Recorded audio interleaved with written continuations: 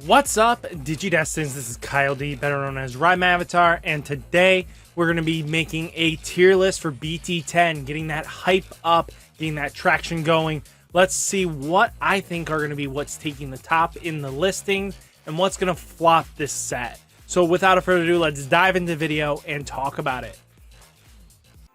So let's dive into this beautiful tier list, shall we? This is our Xros Encounters BT-10 tier list. So first off, we go by color combinations. So first, we're going to go with red. We're going to talk about the Digimon deck. It's very interesting. It's good. It's definitely a tier 3 deck right now. The reason why I'm saying that is it does sometimes meet up with the other decks if it gets going right, but it definitely needs some more support for it to be consistent enough. This deck is held back because of the lack of support it has. It has a lot of great in the values, but nothing to really pull it all together. No really high-level Mega Digimon. It relies on this ultimate, and it's not always enough to get there and get that final punch in. You know what I mean? So until it gets that, I can't honestly say the deck is going to really dominate the meta. It's going to be a fun local deck, but also having to deal with the King of the Ring itself, sometimes the deck is just not fast enough. So just something to look at. We're going to talk about our good friend Digimon GX. Digimon got some crazy support. It has a new starter deck. It has this new X antibody line and GX itself. It is definitely a gatekeeper, this format. And the only reason why I'm saying that is because compared to like Xros Heart, no deck really makes it afraid. And that's kind of like the scary part, is there's just no deck that really makes it afraid. And like Digimon's really good. If it goes off, it goes off, and it can apply a lot of pressure and push your opponent for games and everything like that. And it can hold its own with the other OTK decks from BT-9. So I feel like it is good in the 1.5. We're going to have a lot of 1.5s. I'm going to tell you this right now because honestly, I don't see many decks keeping up with Xros Heart at the moment. Let's talk about it. I think a little bit of it is Ancient Greymon is definitely holding up with the meta. It can still do its crazy shenanigans, especially Mario's list, but it also isn't showing as much topping, even though Mario showed success with it at least twice. The deck is good. It's going to do what it wants, but there always is a faster deck, and sometimes that faster deck is just not keeping that momentum up, and that's what really makes it struggle a little bit. So that's where I think it's going to fall.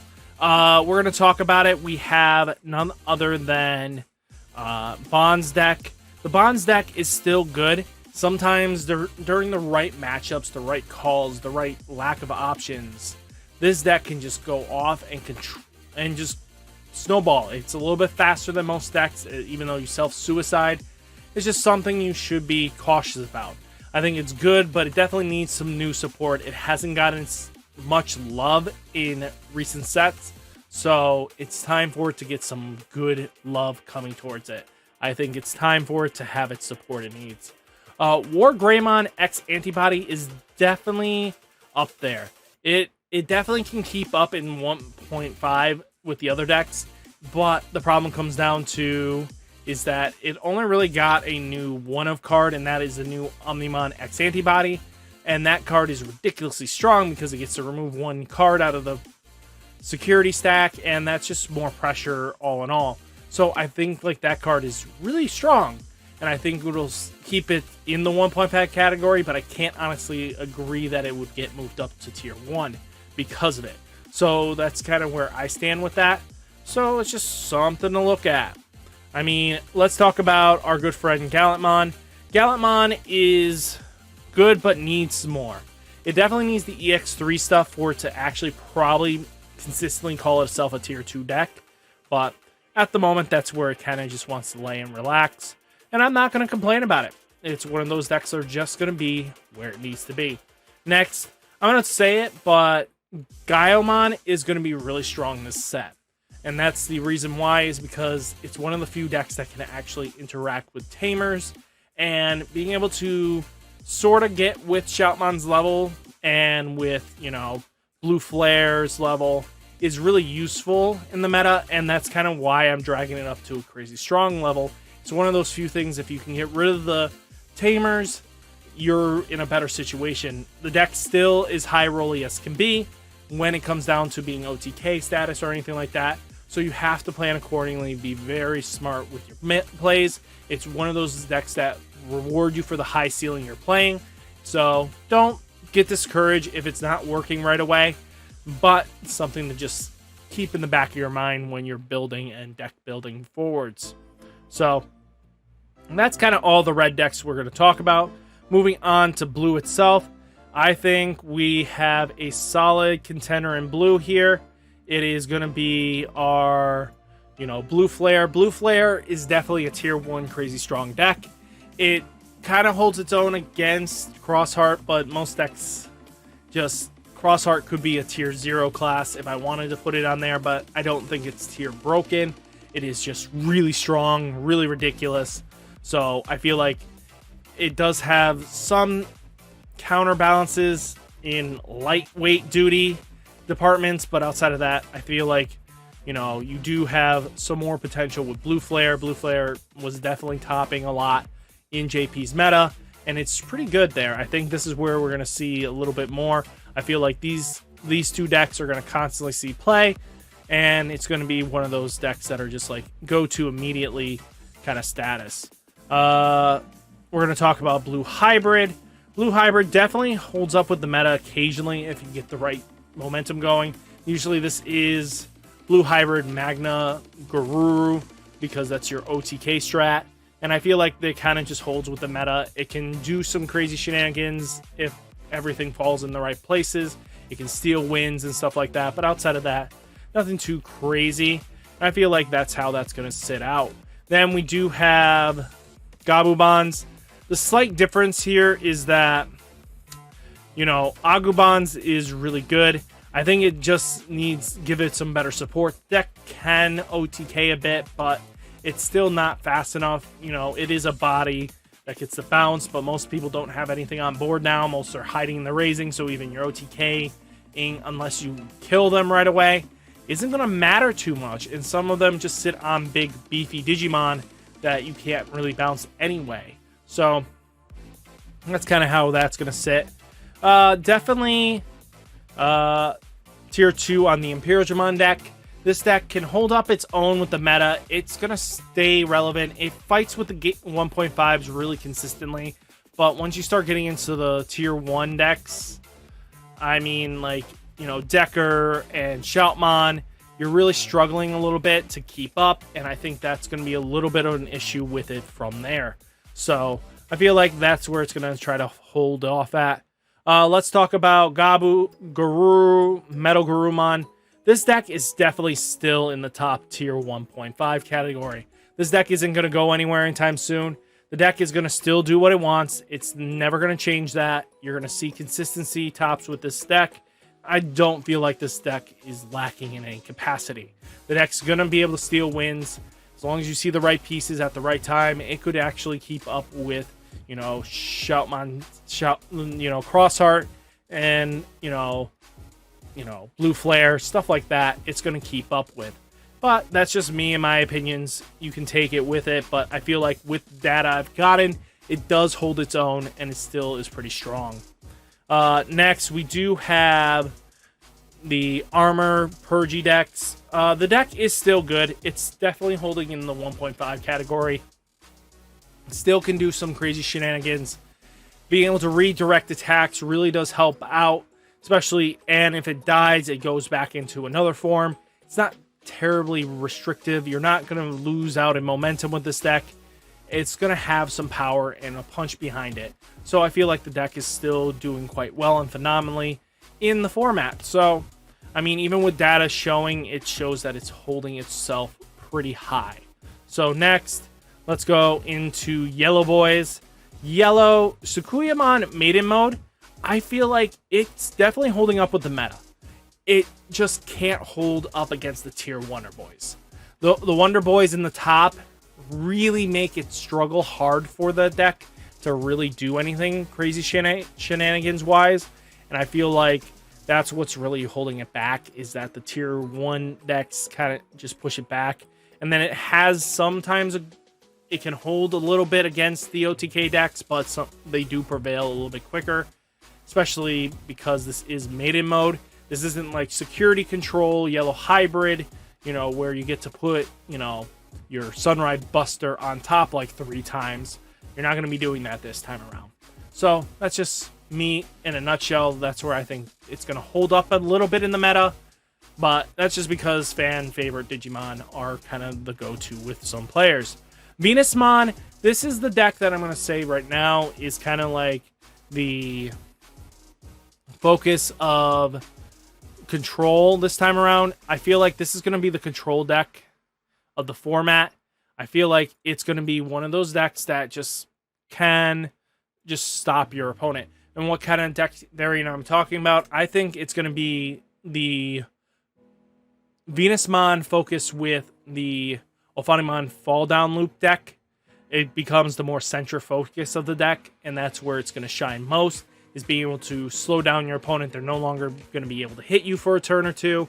It's going to really apply some decent pressure that way. And I feel like that's kind of where the deck's going to want to sit and breathe. And I feel like it's going to sit there and be good about it. I have no objections where that sits. Next is basically Ophanimon Loop. Similar to this deck, but outside of not playing Venusmon, the deck does hold up with the meta and controls a bit. It can definitely keep up with the 1.5s, but when it gets into the crazy strong category, it's going to struggle a bit. It has its moments here and there, but that's just me in a nutshell. I feel like the deck's going to do well, but I think it needs some more evolutions. I think we're going to have to see where it goes from there. The Ophanimon Loop. And then Yellow Hybrid itself. Let's talk about it. The deck still holds up with the meta, and it shows up occasionally actually being able to top. It's showing up that even though it got knocked down, the deck can still do some crazy shenanigans. Do I think it's going to hold up long? I don't think so, because there's going to be a lot more. There's a new OTK deck in Jessamon. There's more stronger, ridiculous decks like, you know, the Crossheart, the, you know, Dark Knightmon, you know, all the fun, good stuff like that. I feel like we're going to see where this is trying to go, but I don't think it's going to end where you think. Next, we do have Yellow Rise Greymon. So, it definitely keeps up the meta. It's shown that it's topped a few times in our neck of the woods. So, I think that's just where it wants to be, is in holding up with the meta. It can definitely do some shenanigans. It's definitely going to probably see more evolutions. Probably will tech in Venusmon as well. So, might actually have more craziness coming for it. So, we'll have to see what they do and evolve with it. But I think, like, tier 2 for now, so that when we come back, probably at the end of, you know, October, when we're getting closer to EX3, we can take another look and see what the true end-all, be-all list is. So, that's kind of where I feel like this is where it's ending. Next, we do have Green. Green has only a few decks in this format. Green Hybrid is good, but I think it still needs some more cards. I mean, you can use Shivamon, Ancient Troymon, and Ancient Beetlemon, stuff like that. It's still going to do some nasty stuff, but there's a lot more powerhouse decks that actually climb over these 13s very easily, and there's no issue with it. So I feel like that's where that's going to go. Grandis, I feel like, is going to still show up in a representation. The deck still is going to OTK like how it wants, and as long as it doesn't hit an option, the deck's just going to go. And the deck's going to just steamroll over your opponent, and your opponent's just not going to really have an answer out for it. So I feel like that's where this is going to go, and that's how that's going to be. This deck is just a ticking time bomb. Bloomlord is a literal ticking time bomb. This would be crazy strong instantly if it wasn't for the fact that it needs Hydra and the support from EX3. Once EX3 comes, I would not hesitate to put it here. But for right now, it's definitely a gatekeeper deck. It is strong. There's no wrong way about it, and I feel like that's kind of where you want to be with it. is just being a powerhouse contender and just going off on your opponent. Just really powerful deck all in all. So that is our green stuff. Moving on to black. So black got some nice support. First off, let's talk about Justimon. Justimon is good, but it definitely needs some more love. And that's just factual. Even when it gets some more love in BT-11, it's just another cop card. It needs some climbing mechanism. It needs its other pieces, to be honest with you. There are more pieces it needs, and I feel like it's getting there, but it needs more, and it's just going to keep going from there. Dark Nightmon, I feel like the deck is actually a gatekeeper. It's on the low end of gatekeeping. It's a very powerful deck, don't get me wrong. The deck's going to do what it wants, and 1.5 is a really good spot to have this deck. It's going to just be a powerhouse. It's going to be a lot of dependent on Pilot's ability and strengths, and that's just how that's going to be, in my opinion. So, D-Brigade is definitely in the close, crazy strong category. I think it's just high-end gatekeeper. It's just very powerful. It's similar to Crossheart in the way it's played. It's very fast. It's got new support, surprisingly, with Chichorimon and the new Sistermon, Blanc. Yeah, Sistermon Blanc being able to discard 1, draw 2 on play. That really does help up speed the deck. And that's just really what we're trying to do with it. And I feel like that's where he's going to stand. Machine Dramon definitely is waiting for its EX3 support. And then I definitely could say 1.5 is where he wants to sit. But for now, that's where he's got to sit. Sit in your timeout chair. Just wait your turn. Ragnar Lordmon is really powerful. It actually holds up with the meta sometimes. But also, I do think it's good, but it needs more. I think it needs a little bit of extra round of support, which it's not getting, surprisingly, which it should by now. Just the way it's trying to be this new deck, it didn't get enough support. Yes, the trial deck almost was self-contained, but it wasn't enough. I'm going to be quite honest with you, it needs more. So that's just where I'm going about it. Minerva Loop is going to throw people for a wild ride. I think it's actually pretty strong, and it's going to take a lot of players, a lot of mental capacity. This deck is going to do a lot of crazy shenanigans, being able to basically throw bodies on the board very easily and then set up for another body setup. Just gets crazy, ridiculous fast, and since it's almost like free memory, it plays like a Yu-Gi-Oh deck. I think it's crazy strong, this format, and it's not going to be underrated. I feel like all the loop players have been waiting for Minervamon to come in, and this is your time, your moment. Oopsies, I'll talk about Alphamon afterwards. Bellastar is definitely up there. Sadly, with her representation even in our meta, she's not as crazy strong as she used to be.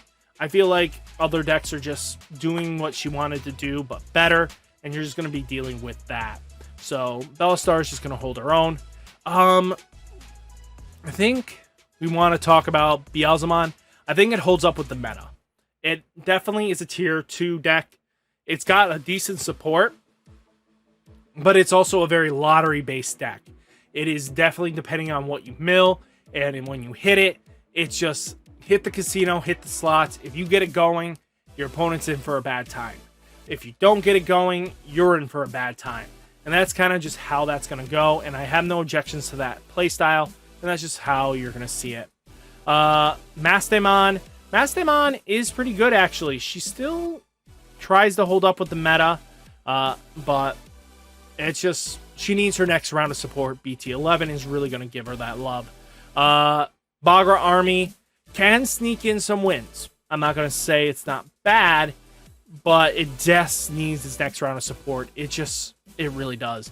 And hopefully BT-11, even going to BT-12, that next round of support will just give it the ceiling it needs to climb up and just hit that 1.5 threshold.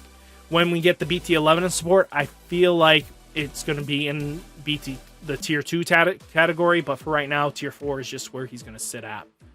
Alphamon, I forgot to mention this. If Alphamon doesn't get hit, I feel like Alphamon's still a crazy strong deck.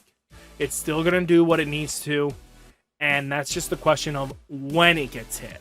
So once it gets to us and it gets hit, that's what's going to be the deciding factor.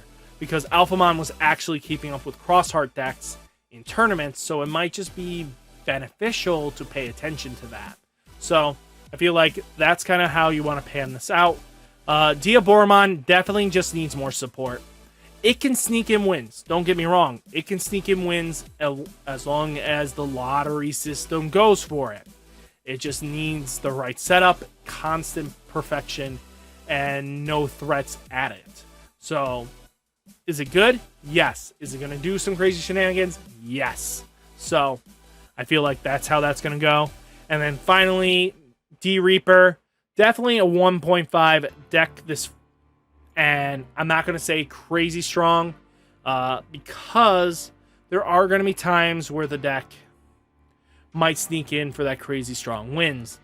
But now with 3 Psychmon variants in the format, in popular colors, by the way, we have red, black, purple, all really strong contenders in the format. We are now dealing with 3 viabilities, and then we also do have, Black War Greymon being a way of checking this deck. So that's just how that's going to play out. And then King of the Ring, Shoutmon. Shoutmon, if I decided to put a tier 0, I would, but I don't feel like this deck is classified tier 0 yet. Hopefully they hit it mid-format, some way, somehow. They just can't just go like, yeah, this is just toxic. Players are complaining. People are going to start quitting kind of status. I feel like that's going to be the, over the hedge fudge, over the hedge. That's just going to be what pushes it off the cliff, So, I feel like this is a good tier list. What do you guys think? What would you change around? What would you make for differences? Hopefully you guys enjoyed the video. Remember, like, comment, subscribe, and I'll catch you in the next one. Peace!